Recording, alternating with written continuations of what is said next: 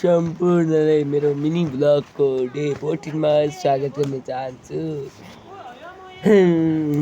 कुरा चाहिँ के भन्दाखेरि म चाहिँ खेल्नलाई भने आएको थिएँ खेल्ने ठाउँमा। अनि त्यति बेला चाहिँ पानी लागेको थिएन, खेलाडीहरू पनि सबै आएको थिए अनि खेल्नलाई चाहिँ रेडी भयो। त्यसपछि चाहिँ पानी पर्यो, तपाईँहरू पनि हेर्न सक्नुहुन्छ।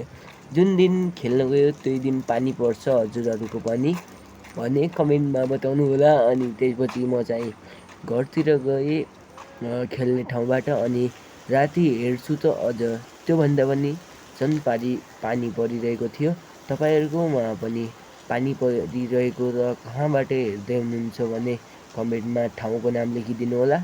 अनि आजको मिनी भ्लगमा यति नै। तपाईँलाई आजको मेरो मिनी भ्लग मन परेमा लाइक कमेन्ट सेयर सब्सक्राइब गरिदिनु होला।